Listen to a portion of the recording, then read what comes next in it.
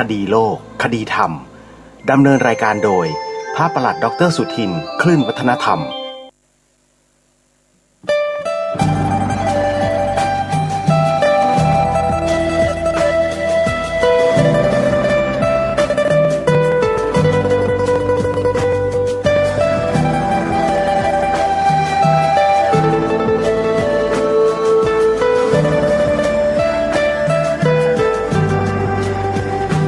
กล้าคิดก็ต้องกล้าทำอย่ากลัวถ้าทำความดีเป็นศึกษาปัญหาให้ทันท่วงทีเมืองไทยจะพัฒนากว่านี้รายการดีๆคดีโลกคดีธรรมขอรำพันบรรยายความคิดเครื่องหมายแห่งสีทั้งสามงามถนัดขาวคือบริสุทธิ์สีสวัสดิ์หมายพระไตรรัตน์และธรรมะคุมจิตไทยแดงคือโลหิตเราใสซึ่งยอมสละได้เพื่อรักษาชาติศาสนาน้ำเงินคือสีโสภาอันจอมประชาพระโปรดเป็นของส่วนองค์จากริ้วเข้าเป็นไตรรงค์จึงเป็นสีธงที่รักแห่งเราชาวไทยทหารอวตารนำไปยงยุทธวิชัยวิชิตก็ชูเกียรติสยาม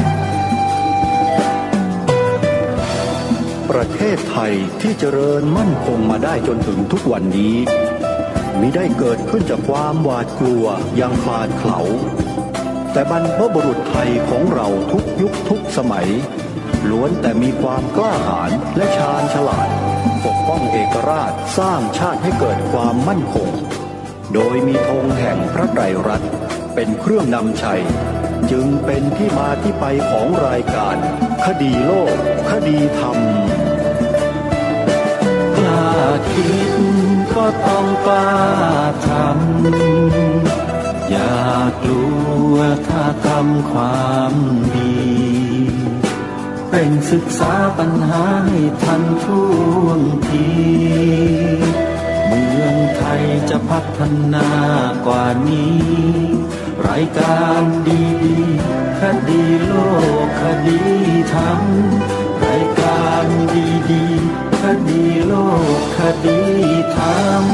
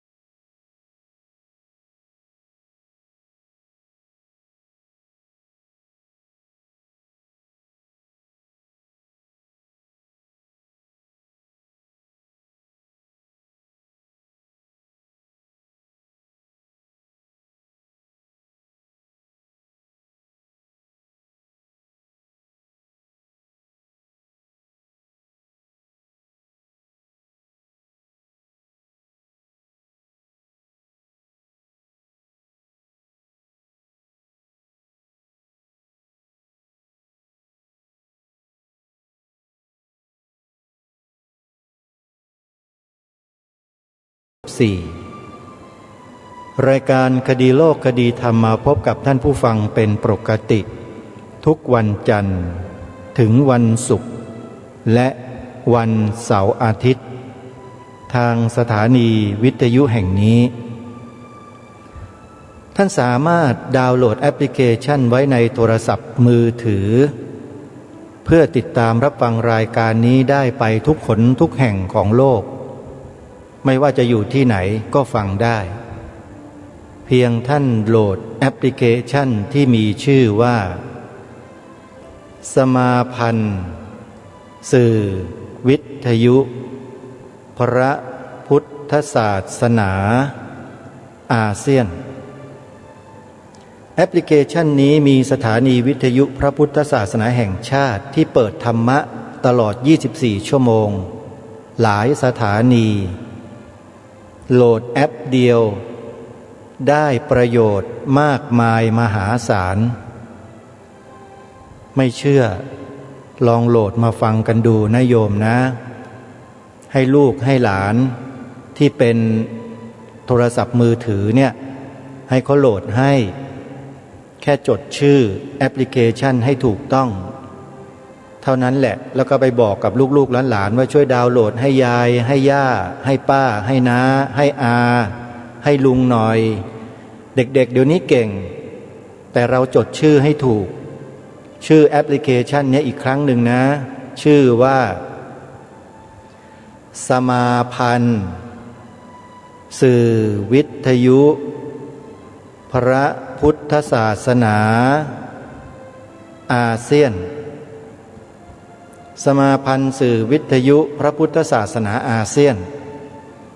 ต่อไปแอปพลิเคชันนี้เนี่ยก็จะเริ่มลดบทบาทลงไปโดยลำดับแล้วจะมีแอปพลิเคชันตัวใหม่เกิดขึ้นมีคุณประโยชน์ได้คุณประโยชน์มากกว่าหลาย10 เท่าเลยแต่ยังไม่เปิดเผยตัวตอนนี้ไว้ให้ทุกท่านดาวน์โหลดแอปพลิเคชันนี้ฟังกันไปก่อน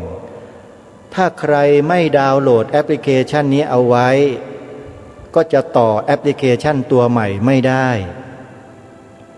รายการนี้บอกทุกๆต้นรายการมาตลอดแต่ไม่ยอมโหลดกันเองพอแอปพลิเคชันตัวใหม่เข้ามาเดี๋ยวก็โหลดกันไม่ได้ทั้งบ้านทั้งเมืองแล้วจะมาบอกรายการนี้ไม่ยอมบอกไม่ได้นะโยมดาวน์โหลดกันไว้นะเดี๋ยวจะเสียดายชีวิตนี้ไม่น่าเลยรู้ตั้งแต่แรกเชื่อพระครูปลัดนรงฤทธิ์ก็ดีแล้วเพราะว่าไม่ได้ดาวน์โหลดเอาไว้พอแอปพลิเคชันตัวใหม่มาเลยดาวน์โหลดไม่ได้เลยจะมาตัดพ้ออาตมาภาพไม่ได้นะโยมนะเตือนแล้วเตือนอีกบอกแล้วบอกอีกให้ดาวน์โหลดเอาไว้ก่อนนะแอปพลิเคชันตัวเนี้ยมีประโยชน์มากแล้วใช้เชื่อมต่อแอปตัวใหม่ได้ยังไงก็ดาวน์โหลดไว้เถอะมีประโยชน์เขาฝากไปนะเป็นอันว่าบุญกฐินในปีนี้ของประเทศไทยของเราก็หมดสิ้นลงเรียบร้อยแล้วก็คงจะเหลือแต่อานิสงส์ที่ทุกคนทุกท่านทั้งฝ่ายบรรพชิตและญาติโยมทายกทายิกาผู้มีส่วนร่วมทำบุญกฐินปีนี้ได้รับอานิสงส์กันทั่วหน้าก็ขอให้อานิสงส์แห่งบุญทั้งหลายทั้งปวงจงสำเร็จแก่ผู้ที่เกี่ยวข้องเป็นประธานรองประธานกรรมการเป็นเจ้าภาพจงได้อานิสงส์แห่งบุญอย่างเต็มเปี่ยมโดยพร้อมเพรียงกันด้วยเถิดใครสาธุรวยเอาละท่านสาธุชนรายการคดีโลกคดีธรรมยังมีเนื้อหาสาระที่น่าสนใจคอยทุกท่านอยู่วันนี้ได้เตรียมเทปธรรมบรรยายของพระอาจารย์มหาสมศิริปัญโยมาเปิดให้พวกเราได้ฟังกันอีกครั้งและเนื้อหาในวันนี้เนี่ยนะชาวพุทธที่รักชาติรักพระพุทธศาสนารักสถาบันพระหรือเรียกง่ายๆว่าที่รักชาติตัวเองเนี่ยนะสมควรฟังอย่างยิ่งเพราะเนื้อหา ธรรมบรรยายชุดนี้ที่พระอาจารย์มหาสมได้พูดไว้เนี่ยใช้ได้ทุกการทุกเวลาและที่น่าสนใจก็คือใช้ได้ทุกรัฐบาลใช้ได้ทุกรัฐบาลนะส่วนจะใช้กับรัฐบาลยังไงนั้นพวกเราต้องฟังกันเองแล้วเราจะทราบพระอาจารย์มหาสมเป็นพระที่มีความรู้มีความเข้าใจสถานการณ์ของโลกเป็นอย่างดีคือพูดง่ายๆว่าโลกน่ะชาวโลกนะไม่ว่าจะเป็นนายกรัฐมนตรีนักการเมืองข้าราชการที่เป็นฆราวาสญาติโยมทางโลกเนี่ยนะหลอกท่านไม่ได้อะเหมือนกับอาตมาภาพนั่นแหละหลอกไม่ได้ทำไมหลอกไม่ได้รู้ไหมก็เพราะศึกษาเล่าเรียนและปฏิบัติตามคำสอนของพระพุทธเจ้ามาอย่างเรียกว่ามากพอสมควรได้รู้ได้เข้าใจอะไรต่อมีอะไรมามากพอสมควรไม่ใช่มากมายนะโยมพอสมควรพอถึงขนาดว่าไม่สามารถหรือไม่บังอาจให้ใครมาหลอกได้หลอกไม่ได้อะอย่างเทปเนี้ยพระอาจารย์มหาสมพูดถึงเรื่องศาสนาพุทธเป็นศาสนาประจำชาติเอาไว้ด้วยตั้งใจฟังให้ตลอดรอดฟังอย่าได้ขาดสายนะแล้วทุกท่านจะเข้าใจว่าทำไมพวกเราชาวพุทธจึงต้องร้องแร่แห่กระเชอไปบอกผู้ที่มีอำนาจในการเขียนกฎหมายร่างกฎหมายให้บัญญัติศาสนาพุทธเป็นศาสนาประจำชาติไว้ให้ถูกต้องท่านจะหายสงสัยเลยว่าทำไมพระอาจารย์มหาสมท่านอธิบายไว้ดีมากในเทปนี้นะอยากให้พวกเราได้ฟังถ้าอาตมาภาพพูดได้อย่างพระอาจารย์มหาสมก็จะพูดแบบนี้เลยเนี่ยอย่างเงี้ยนี่จะเปิดให้ฟังนี่แหละทุกตอนทุกถ้อยคำแบบนี้เลยเป็นคนแบบนี้จริงๆเสียดายพระอาจารย์มหาสมเนี่ยท่านจากโลกนี้ไปไวเหลือเกินอายุ50เศษเองเผลอๆไม่ถึงด้วยไปซะแล้วสงสัยคนที่ได้รับผลกระทบจากการแสดงธรรมของท่านนะคงไม่อยากให้ท่านอยู่ในโลกต่อไปหรือเปล่าอาตมาก็ไม่แน่ใจนะโยมไม่มั่นใจหรืออาจจะเป็นเพราะท่านมีบุพกรรมที่ทำมาแล้วมันไขท่านแค่นั้นหรือเปล่าอันนี้ก็ยากที่จะเดาได้คนเราก็สามารถจะคิดได้ทั้งนั้นแหละว่าเป็นเพราะอย่างนั้นเพราะอย่างนี้คิดได้โยมแต่ความจริงก็คือความจริงนั่นแหละซึ่งเรื่องนี้ไม่มีใครรู้เท่ากับคนที่กระทำนะขอฝากไว้ยังไงก็ตามท่านสาธุชนท่านพระอาจารย์มหาสมถึงแม้ท่านจะละโลกนี้ไปด้วยสังขารที่ท่านมีอยู่นี้หมดสิ้นเวลาแล้วก็จริงแต่ท่านได้สังขารใหม่ในเวลาจุติปฏิสนธิในช่วงนั้นที่เป็นอนันตรปัจจัยพอดีท่านมีสังขารใหม่ของท่านแล้วไม่ต้องกลัวหรอกแล้วถ้าหากบุญวาสนาพาส่งมาเดี๋ยวท่านก็เกิดเป็นมนุษย์แล้วก็มาแสดงธรรมแบบนี้กันต่อนี่แหละคือวัฏฏะสงสารเป็นสถานที่แห่งการงานที่เราจะต้องบำเพ็ญสร้างบารมีทำแต่คุณความดีกันเรื่อยไปไม่เคยท้อไม่เคยเหนื่อยนะขอให้ตั้งใจจริงๆเถอะทำด้วยความตั้งใจมั่นนะตั้งใจมั่นทำด้วยความพึงพอใจอย่างแรงที่เรียกว่าฉันทิฏฐิบาทนะฉันทิฏฐิบาทอิทธิบาทคือฉันทะคือความพอใจคนเราทำอะไรก็แล้วแต่ถ้ามีฉันทะแล้วความสำเร็จอยู่ไม่ไกลคือมีความเต็มใจในการที่จะทำสิ่งนั้นแล้วก็จะมีความตั้งใจเต็มที่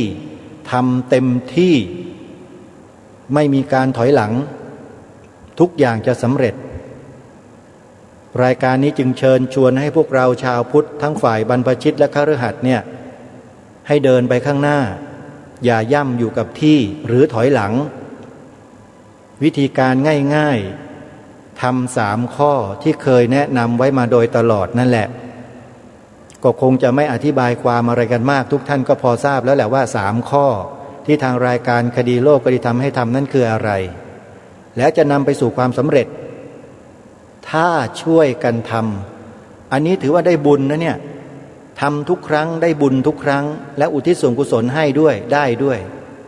ไม่ใช่ให้เงินอย่างเดียวให้ทานอย่างเดียว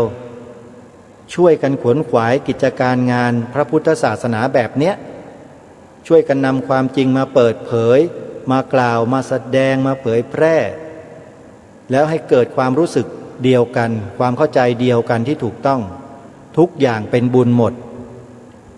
พวกเราก็ไม่ค่อยจะทำกันเพราะคิดว่ามันคงไม่ได้บุญอะไรเท่าไหร่จริงๆแล้วได้เยอะด้วย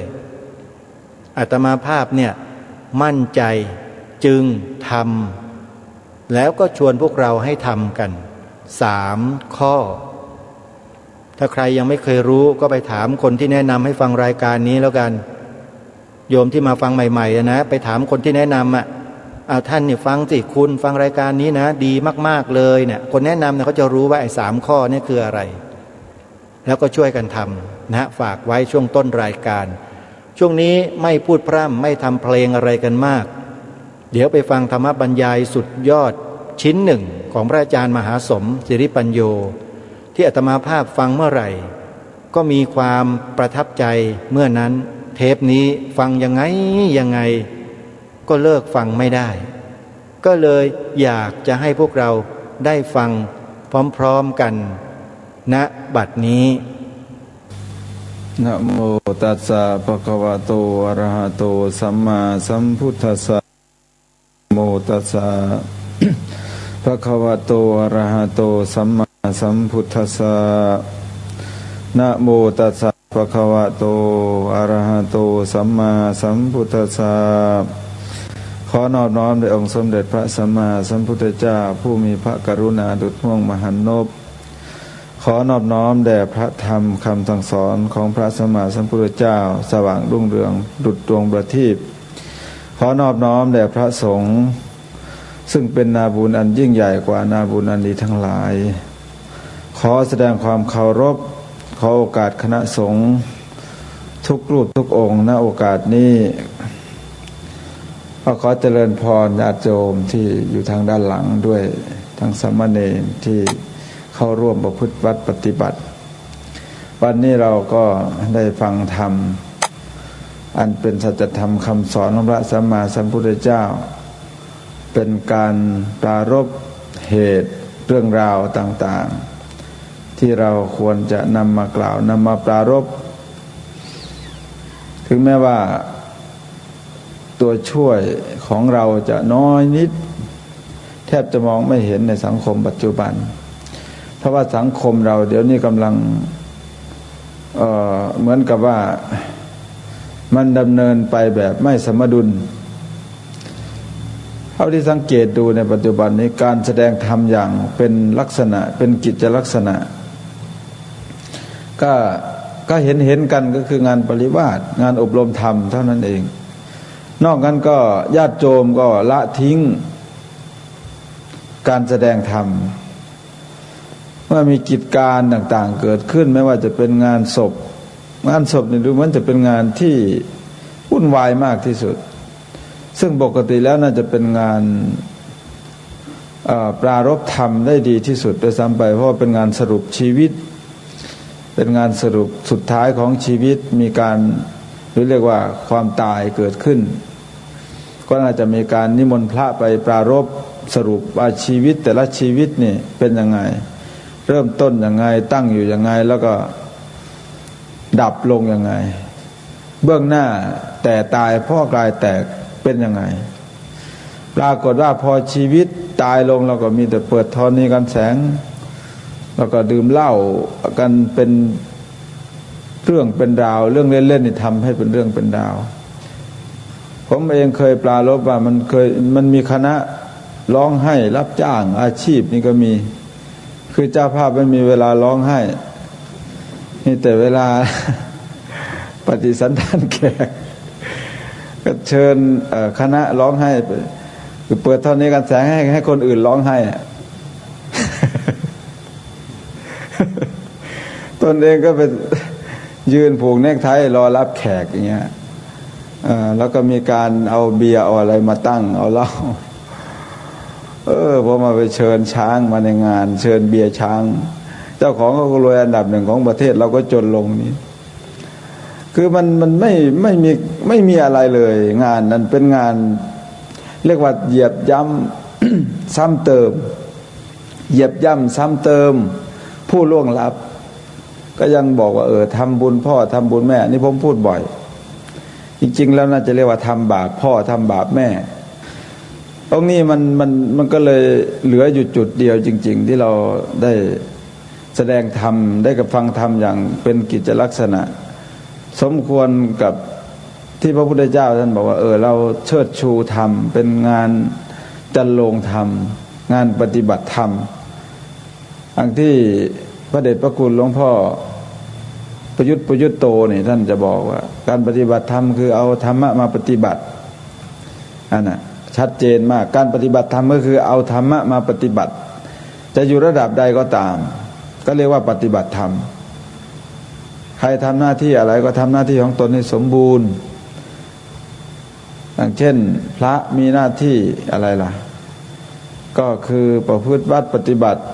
มีกิจวัตรมีศีลวัตรกิจวัตรนี่ก็คือข้อพิเศษถ้าศีลวัตรนี่ก็เกี่ยวกับเรื่องศีลเกี่ยวกับเรื่องข้อบัญญัติพระวินัยโดยตรงเป็นพุทธอาณาโดยตรงตื่นขึ้นตอนเช้าก็ไปบิณฑบาตก็เป็นหน้าที่ของเราส่วนหน้าที่ใส่บาตรนั่นก็เป็นหน้าที่ของโยมผู้เป็นฆราวาสแต่เดี๋ยวนี้เนี่ยมันจะกลายเป็นว่าบิณฑบาตก็พระใส่บาตรก็เป็นพระแล้วเดี๋ยวนี้คือโยมไม่ทำหน้าที่เขาก็เลยออกมาเป็นลักษณะที่ว่าเขาเข้าใจว่าเราเนี่ยอยู่ได้เพราะเขาเนี่ย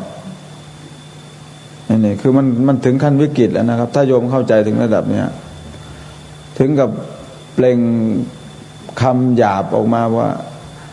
บ่ใส่บาตรแต่หัวมันกินออกมาการไม่ใส่บาตรของโยมแทนที่จะเป็นความละเลยหน้าที่ของโยมกลายเป็นว่าบ่ให้หัวมันกิน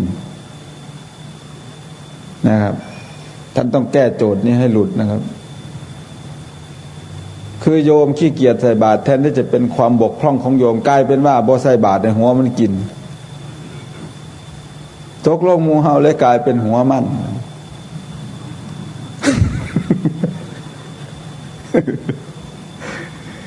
เพราะว่าไอ้คนขี้เกียจใส่บาตรแทนที่จะโทษตัวเองกูมันคือนอนตื่นสวยตายแท้พระยังบิณฑบาตพาหนาเงื่อนจมือเกิดตาหนาจิตาบอดตาเจ้ากับบอกว่าโมใจบาตรถึงหัวมันกินปาโถคือเขามองเห็นเราที่เขาไปหาข้าวกินนะครับเขาไม่ได้มองว่าเรากำลังทำหน้าที่นั่นน่ะไอ้เดินบิณฑบาตนั่นน่ะการเดินบิณฑบาตมันเป็นหน้าที่ของพระแล้วตนไม่ลุกใส่บาตรแต่ยังมีหน้าบอกว่าบ่ใส่บาตรถึงหัวมันกินหรอกนะดูท่านดูความผิดพลาดอย่างใหญ่หลวงขนาดนี้เกิดขึ้นแล้วยังไม่มีใครแก้นะครับยังไม่มีคนแก้ปัญหานี่ยังไม่มีคนแก้ดังนั้นน่ะเราจะต้องมีอะไรแล้วแหละมันต้องจำเป็นแล้วถึงยุคนี้สำคัญมากเมื่อโอกาสมาถึงตรงนี้เราก็จึงได้มีการปราลบธรรมในยามเช้าในยามเย็นในยามบ่ายทั้งประพฤติปฏิบัติไปด้วย ในการฟังการยืนการเดินการนั่งการนอนดูวิถีชีวิตของตนเองอย่างเป็นระบบเพราะว่าเราอยู่ที่วัดเราเนี่ยบางทีก็ถูกนิวรณ์กัดกินกัดกร่อนชีวิตของนักบวชบางรูปก็เลยไม่เห็นสาระของการบวชตรงนี้ทำยังไงจะให้สิ่งที่ดีอยู่แล้วมันดียิ่งขึ้นไปสิ่งที่ยังไม่ดีก็ให้ดีขึ้นมาสิ่งที่ ไม่ได้รับการแก้ไขก็จะได้รับการแก้ไขทำวัดสวดมนต์จบอาจารย์เอี่ยมแล้วก็พาแปลอริยมรรคมีองค์8นั่นแหละคือว่ามรรคปฏิปทามรรคปฏิปทาเนี่ยแปลว่าข้อปฏิบัติข้อดำเนินปฏิปทาเนี่ยว่าดำเนินวิธีหรือว่าหนทางเดินหนทางดำเนินมรรคแปลว่าหนทางพุทธเจ้าได้ให้8วิธีไว้นั่นก็คือเป็นวิธีที่จะต้องนำมาลงลึกสู่การปฏิบัติ ให้เป็นระบบ ก่อนที่จะไปถึงตรงนั้นมันก็ต้องมีการประชาสัมพันธ์ที่ถูกต้องมีการชี้แจงมีการแสดงแก้ไขกันผมได้นั่งรถโคราช บ่อยนั่งรถสายนี่บ่อยมากแล้วนี่มันจะมีจอโทรทัศน์มีจอทีวีมันจะมีวิดีโอพวกVCD พวกเพลงพวกอะไรพวกนี้มีเพลงของคุณอะไรคุณต่ายอรไทยนี่เปิดกันบ่อยแล้วมันจะมีผู้ชายคนหนึ่งแกมายืนพูดเรื่องหมีแพนด้าหมีแพนด้าช่างน่ารักกว่ามันบ่นไปเรื่อยๆเขาก็เอาอัดมาขายเสียงมันผมก็ทำไมมายืนพร่ำรำพันมันก็ยังขายได้ เพราะมาคิดถึงเรื่องอริยสัจสี่ของเราเนี่ยเรื่องมรรคมีองค์8มันเป็นเรื่องวิธีการดำเนินชีวิตไม่สามารถอัดลงแผ่นขายได้นะครับแต่ผู้ชายคนหนึ่งมาพูดมายืนบ่นอย่าเรียกว่าร้องเพลงเลยก็ยืนบ่นเรื่องหมีแพนด้าก็อัดเป็นแผ่นออกมาขายกันเป็นเทน้ำเทท่าผมก็เลยมองดูจุดที่ว่านี่สิ่งที่ดีมีอยู่แล้วเนี่ยของเรายังไม่ถูกกระตุ้นขึ้นมายังไม่มีจุดใดตัวช่วยตัวมองไปที่ไหนมันก็ตีบตันไปหมดขนาดงานศพถึงกับจ้างคนมาร้องไห้แล้วนี่ไม่ต้องไปพูดเลยเรื่องความรู้สึกของลูกเนี่ยไม่มีความรู้สึกผูกพันกับแม่ตรงนี้เราก็มองเห็นภาพกว้างเลยเนี่ยภาพที่เล่ากับออกมาเนี่ยมันมองเห็นภาพมองเห็นบทสะท้อนทั้งหมดเลยบทสะท้อนทั้งผู้เป็นลูกบทสะท้อนทั้งผู้เป็นแม่ผู้เป็นแม่ไม่มีบุญญาณาธิการมากพอลูกก็เลยไม่ระลึกถึงตรงนี้นะตัทธะโกจิสรติสัตตานังกรรมปัจจยาภูมิภพที่แม่ล่วงลับไปเกิดไปอยู่นั่นน่ะไม่มีคนระลึกถึงเพราะมันเป็นที่เสื่อมนะตัทธะโกจิสรติในสถานที่นั้นน่ะไม่มีใครระลึกถึงได้ลูกจึงไม่ระลึกถึงแม้กระทั่งเป็นแม่ตนเองนี่บางคนนี่ไม่มาเผากันก็เพราะว่ากรรมมันบังตาสัตตานังกรรมปัจจยาคือสัตว์นั้นกรรมของสัตว์นั้นเป็นปัจจัยเรื่องนี้ผมพูดบ่อยเรื่องกรรมบังตาเนี่ยเพราะผู้ที่ล่วงลับนั่นน่ะมีบุญน้อยจึงระลึกไม่ถึงเวลาท่านได้ฟังนักเทศนักบรรยายขึ้นแสดงธรรมก็ดีหรือนักพูดในที่ใดๆก็ตามท่านจะกล่าวถึงคนไม่กี่คนในโลกเนี่ยถ้าพูดถึงแนวทางการดำเนินชีวิตเราก็จะต้องยกพระพุทธเจ้าทันทีเลยหรือแม้กระทั่งคนนั้นอาจจะไม่เป็นคนนับถือศาสนาพุทธด้วยซ้ำอาจจะเป็นคนนับถือศาสนาอื่นเป็นนักเขียนมีกวีบางท่านยกย่องพระพุทธเจ้านี่มีเยอะแยะหลายท่านอดีตผู้นำของโลกหลายๆคนได้กล่าวขวัญถึงพระสัมมาสัมพุทธเจ้าของเรานั่นเป็นบุคคลหมายเลขหนึ่งของโลกนอกจากนั้นเมื่อกล่าวถึงการปฏิวัติรัฐประหารก็จะมีการกล่าวถึงคนนั้นคนนั้นเป็นรายไปถ้ากล่าวถึงการคลั่งลัทธิการบริหารแบบคลั่งลัทธิแล้วก็มีการฆ่าคนนี่ก็เขาจะกล่าวถึงฮิตเลอร์บ้างถึงพรพจน์บ้างสตาลินบ้างมุสโซลินีพวกนี้ถ้าจะกล่าวถึงการปฏิวัติประเทศแบบไปจากรากหญ้าเขาจะกล่าวถึงคุณโฮพ่อใหญ่โฮจิมินห์พวกนี้มันจะมีตัวอย่างบุคคลตัวอย่างแล้วจะถูกกล่าวขานการต่อสู้ทางประชาธิปไตยก็จะกล่าวถึงหลายคนท่านเหล่านี้จะได้รางวัลโนเบลสาขาสันติภาพกันที่เป็นส่วนมากคุณองซานซูจีพวกนี้เป็นต้นแต่ถ้าพอกล่าวถึงบุคคลผู้ยิ่งใหญ่ในเรื่องธรรมะเราต้องกล่าวถึงพระพุทธเจ้าเท่านั้นและในที่สุดเราก็ยอมรับกัน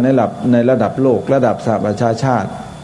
ก็ได้ยกเอาวันสำคัญทางพุทธศาสนาเนี่ยขึ้นเป็นวันสำคัญของโลกไม่ใช่วันสำคัญไม่ใช่สมบัติของชาวพุทธอย่างเดียวแล้ว not properties of Buddhist he is the properties of whole mankind ไม่ใช่ทรัพย์สมบัติของชาวพุทธเท่านั้น แต่เป็นสมบัติของมวลมนุษยชาติ His teachings is common to everybody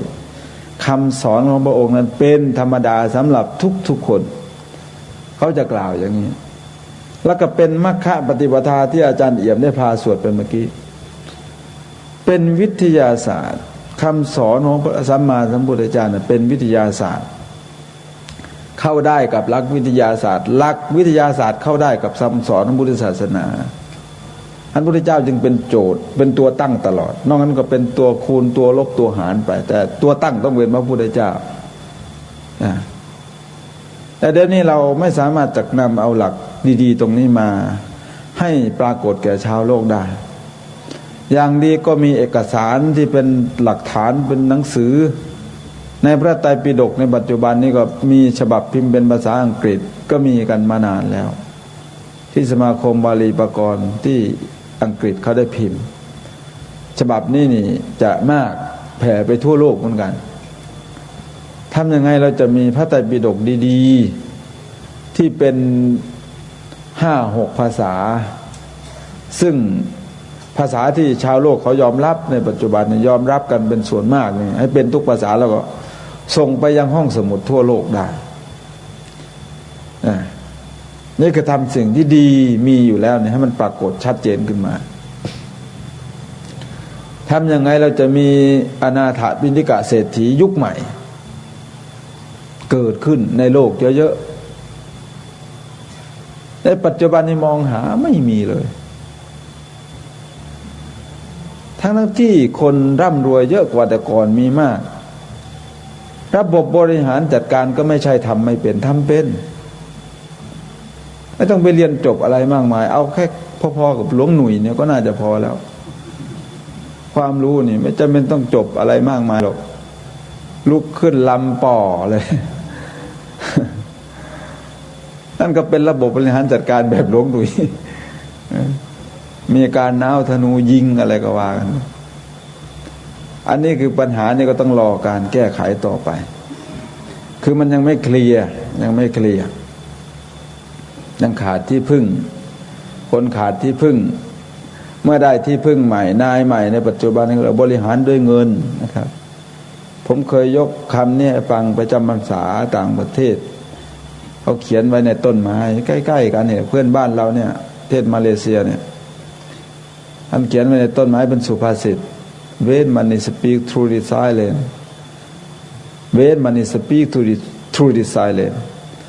เมื่อเงินพูดสัจจะต้องเงียบในปัจจุบันเมื่อเอาเงินมาบริหารเนี่ย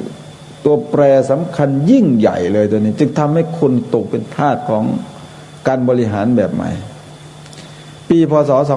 2403โรงกษาปณ์ของเมืองไทยได้พิมพ์เงินบาทออกมาใช้เงินบาทที่เราใช้ปัจจุบันเนี่ยอัดออกมาจากโรงกษาปณ์ปี 2403ก็มีการระบบบริหารจัดการเอาเงินมาเป็นระบบการค้าขายแบบใหม่ประกาศการค้าขายแบบไหนด้วยการแลกเปลี่ยนกันด้วยเงินในการบริหารโลกแบบใหม่ไม่มีใครอยากจะใช้หนี้ด้วยกฎแห่งกรรมแต่อยากจะใช้หนี้ด้วยกฎหมาย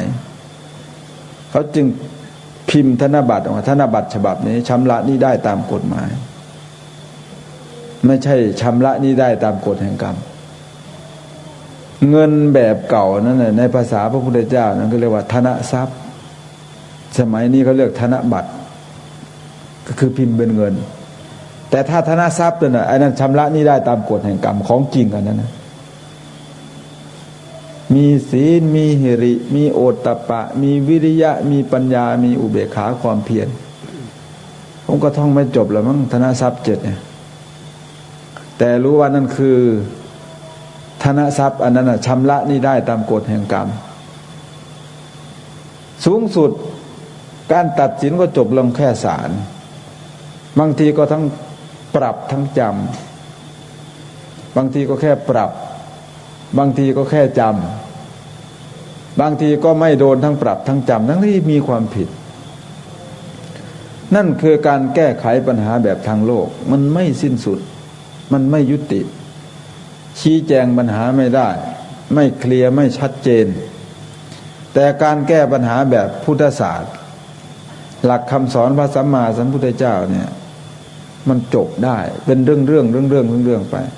สามารถชี้แจงได้ทุกเรื่อง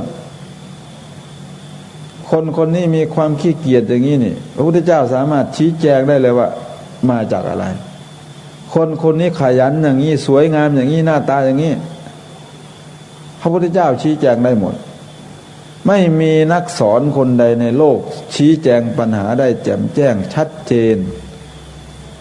เป็นผู้มีความจำเริญจำแนกสัตย์เทียมเท่าพระสัมมาสัมพุทธเจ้าได้ผู้รักษาความสงบมันไม่ใช่รปภ.ก็คือพวกเรานี่แหละพวกเรานี่คือผู้รักษาความสงบลุกมานั่งรักษาความสงบตั้งแต่ตี 3นะถึงไม่จะถือละโคงตามหาเรียกกันก่อนเรียกมารักษาความสงบมันนะแม้ท่านจะมานั่งกรนก็กรนเพื่อรักษาความสงบกรนแบบนี้ละกรนขึ้นสวรรค์นะถ้าท่านไปนอนแบบขี้เกียจท่านหลังยาวท่านกรนนะกรนนั่นก็ลงนรกมันอยู่ที่เจตนาแต่ถ้าท่านลุกมานั่งสมาธินี่ท่านมันเจตนาเบื้องต้นอันนี้พระพุทธเจ้าท่านชี้แจงได้หมดทุกเรื่องทุกราวเรื่องกุศลเรื่องอกุศลเรื่องกรรมเรื่องวิบากกรรมแล้วไม่เอาเรื่องนี้มาแก้ปัญหากันตอนบ่ายๆนี่ได้ยินแว่วๆแวบหนึ่งหลวงพ่อต้องพูดเรื่องกรรมนิยมศาสนาพุทธนี่กรรมนิยมคือสอนเรื่องกรรมวาทีแล้วนี่เราไม่ได้สอนกันเรื่องนี้มันก็เลยไม่มีหลักไม่มีที่พึ่งแม้กระทั่งบวชเข้ามาแล้วเนี่ยเราก็ยังไม่ชัดเจนในเรื่องตรงนี้ปัญหามันก็ตามมาอย่างที่เห็นกันเนี่ยสังคมมันก็วิพากษ์วิจารณ์กันเรื่องเทวดาเราก็ยังไม่เคลียร์เรื่องเปรตเรื่องนรกเรื่องสวรรค์เรื่องพรหมอะไรเราก็ยังไม่เคลียร์ที่เป็นการบ้านตนเองแท้ๆอย่างนี้เราก็ยังไม่เคลียร์อันเหล่านี้คือปัญหาที่มันยังไม่ได้แก้ไขเลยถ้าเราเคลียร์พวกนี้เราก็จะรู้ว่ายังมีคนมาถามว่าท่านจตุคามนี่คืออะไรก็จะชี้แจงได้ชัดเจนมากไม่ใช่เรื่องยุ่งยากอะไรสิ่งเหล่านั้นก็เหมือนถ้าผมเปรียบเทียบก็พอๆกับปูตาบ้านเราเนี่ยนะครับบ้านเขาเอิ้นย่าปูนะปูตาบ้านเราเนี่ยรักษาดูแลหมู่บ้านเนี่ยก็คือเจ้าเมืองหนึ่งหรือว่าเทพผู้ดูแลเมืองก็พอๆกับผีอารักษ์หรือว่าเทพดูแลบ้านที่ประตูเข้าบ้านแต่ละหมู่บ้านเนี่ยมันจะมีผีดูแลหมู่บ้านมีชื่ออะไรก็ว่ากันไปมาจากเจ้าเมืองคนไหนมันสามารถอธิบายได้แต่ที่นี่เราไม่ได้เอามาชี้แจงเป็นหลักการศึกษาแต่เอามาเป็นเครื่องมือในการเรื่องของเศรษฐศาสตร์ไปเรื่องของเศรษฐกิจเรื่องของอะไรก็ว่ากันไปนี่มันก็เลยเกิดปัญหาขึ้นตรงนี้นะยังไม่เคลียร์มีอดีตข้าราชการบำนาญคนหนึ่งเคยทำงานอยู่กับพระเจ้าประเสริฐที่โกศลแกเกษียณออกมาแล้วก็แทนที่จะไปบวชในพุทธศาสนาแกก็ไม่รู้แกฝังใจอะไรก็เลยไปบวชในลัทธิภายนอกพอบวชเสร็จแกก็มีการตั้งกติกาว่าถ้าใครเกิดความกำหนัดก็เอาทรายมากองเนี่ยขนทรายมากองไว้จนทรายน่ะสูงแสดงว่าคนเกิดความกำหนัดบ่อยเอากองทรายเป็นดัชนีวัดความกำหนัดทีนี้พอมีทรายกองสูงๆอยู่นาคก็มาอยู่พอนาคมาอยู่บูชานาคต่อเลยทีนี้เป็นเรื่องเป็นราวเลยเอากองทรายเป็นที่พึ่งเอาพญานาคเป็นที่พึ่งพระพุทธเจ้าท่านก็ยังไม่ถึงเวลาจะเข้าไปบิณฑบาตก็เลยแวะเข้าไปยังสำนักก็เลยถามว่าท่านสอนแบบไหนท่านสอนให้ลูกศิษย์เอาอะไรเป็นที่พึ่งเอาก็บอกว่าเอานั่นแหละนั่นนะกองทรายนั้นมีพญานาคอยู่ตัวหนึ่งมีอิทธานุภาพมากพุทธเจ้าจึงได้ตรัสพระหงเวนิสารนังยันติปปตานิวานานิจะอารามรุขเจตยานิมนุสาพยตัจจิตา มนุษย์เป็นอันมากเมื่อเกิดมีภัยคุกคามแล้วก็ถือเอาภูเขาบ้างป่าไม้บ้างอารามและลูกกระเจดีย์บ้างเป็นสารณะพระพุทธเจ้าท่านบอกว่าอันนั้นมันก็เป็นที่พึ่งแต่มันยังไม่เป็นที่พึ่งสูงสุดเนตังโขสรนังเขมังนั่นไม่ใช่สารณะอันเกษมนั่นไม่ใช่สารณะอันสูงสุดเขาอาศัยสารณะนั่นแล้วย่อมไม่พ้นจากทุกข์ทั้งปวงได้มันจะพ้นจากทุกระดับหนึ่งไปสู่อีกทุกระดับหนึ่งแต่มันยังไม่พ้นจากทุกข์ทั้งปวงและมันก็ไม่ใช่ที่พึ่งอันเกษมพระพุทธเจ้าก็ชี้ทางให้ว่าจะต้องเอาอะไรเป็นที่พึ่งก็โยจะพุทธันจะธรรมันจะสังฆันจะสรณังคโตจัตตาริอริยสัจจานิสัมมาปัญญายปัสสติทุกขังทุกขสมุปปาทังทุกขสัจจติกามังอริยันจัตถังอีกังมะขังทุกขูปัสสมกามินังผู้ใดถือเอาพระพุทธพระธรรมพระสงฆ์เป็นสรณะแล้วเห็นอริยสัจสี่อันประเสริฐด้วยปัญญาอันชอบเห็นความทุกข์เหตุให้เกิดทุกข์ความก้าวล่วงทุกข์และวิธีการดับทุกข์เห็นไหมครับคือไม่ใช่ว่าถึงพระพุทธพระธรรมพระสงฆ์แล้วจบพระพุทธเจ้าไม่ได้จบแค่นั้นแต่ต้องเห็นอริยสัจคือความจริงอันประเสริฐสี่ด้วยปัญญาอันชอบนี่จุดสำคัญมันอยู่ตรงเนี้ยเห็นอริยสัจสี่ด้วยปัญญาอันชอบคำพูดของพระพุทธเจ้านี่เบ็ดเสร็จเด็ดขาดหาคนเถียงไม่ได้ครับอย่าไปเถียงถ้าพระพุทธเจ้าตรัสแล้วอย่าหาคำไปเถียงเลยครับมันไม่มีประโยชน์คือพูดปิดประตูไม่ให้ใครเถียงอย่างเช่นตัวอย่างที่ผมยกเรื่องคุณธรรมหรือที่เราเรียกว่าธรรมที่เกิดขึ้นจากการปฏิบัติเนี่ยเขาเรียกว่าคุณธรรมหรืออาจจะเรียกว่าถ้าพูดเป็นภาษานักบวชก็เรียกว่าบรรพชารสก็ได้รสที่เกิดขึ้นจากบรรพชาเนี่ยบ้านเราก็เรียกว่าบารมีผ้าเหลืองเรียกว่าข้อวัดปฏิบัติมันเกิดขึ้นแล้วมันก็เสาะใสบ้านเขาจังซั่นเสาะใสผมเคยยกภาษาบาลีให้ฟังหน่อยในกีตาคีรีสูตรพระพุทธเจ้าได้ตรัสถึงอานิสงส์การฉันหนเดียวฉันเวลาเดียวฉันหนเดียวคือพระสองรูปนี่เป็นลูกศิษย์ของพระสารีบุตรนี่ลูกศิษย์นะครับเป็นลูกศิษย์อักขสาวกแท้ๆนะพระพุทธเจ้าไปถึงก็ถามสารทุกข์สุขดิบยังพอทนได้ไหมบิณฑบาตได้ไหมพอยังอัตภาพให้เป็นไปได้ไหมยังพอทนได้พระเจ้าข้ายังพอยังอัตภาพให้เป็นไปเข้าไปบิณฑบาตก็ได้อยู่พวกข้าพระองค์ฉันข้าววันละ4 มื้อว่ะรายงานฉากเป็นฉากเป็นฉากเลยปะโถพุทธเจ้าเรียกโมฆะบุรุษพระเจ้าก็เลยตัดถึงอานิสงส์การฉันข้าวเวลาเดียวมื้อเดียวเนี่ยมันจะทำให้ร่างกายเบาบางมีโรคน้อยพระองค์ก็ตัดมาจนถึงว่าสัทธัสสะภิกขเวสาวกัสสะสัตถุสาสเนปริโยคหวัตตโตรุณหะนิยังสัตถุสาสนังโหติโอชาวันตังคำสอนของพระสัมมาสัมพุทธเจ้าเนี่ยของพระผู้มีพระภาคทุกรูปเนี่ยมีความงอกงามรุณหะนิยังนี่แปลว่ามีความงอกงามโอชาวันตังมีความอร่อยแก่สาวกท่านฟังให้ดีนะครับแก่สาวกผู้มีศรัทธายังลงสู่คำสอนประพฤติปฏิบัติอยู่เห็นไหมคำพูดอย่างนี้และคำพูดห้ามเถียงแก่สาวกผู้มีศรัทธานะครับศรัทธาแล้วยังไม่พอนะยังลงสู่คำสอนอีกนะยังลงสู่คำสอนแล้วยังไม่พอประพฤติปฏิบัติอยู่เห็นไหมคำพูดอย่างนี้แหละคำพูดเถียงไม่ได้ครับมันเป็นคำพูดปิดประตูเถียงแต่เดี๋ยวนี้ของเรามันเรียกว่าโทษของยุคนี่มันก็เกิดให้มองเห็นภาพพจน์ชัดเจนในปัจจุบันเนี่ยโทษของยุคคืออะไรก็คือยุคสมัยมันก็มีโทษของมันเหมือนกันก็มีปัญหากันเรื่องธุดงค์ในปัจจุบันเนี่ยอย่างน้อยๆมันน่าจะมีตัวแปรออกมาจากภายนอกว่าที่เจ้าหน้าที่ห้ามไม่ให้พระสงฆ์เข้าป่าเนี่ยตรงนี้ก็จะเรียกว่ามือไม่พายก็ได้มือไม่พายแต่เอาเท้าลาเนี่ยคงจะไม่ผิดนะคำพูดเนี่ย ผมยังว่าตัวแปรเนี่ยไม่น่าจะเกิดจากชาวพุทธอย่างเดียวน่าจะมีตัวแปรภายนอกด้วย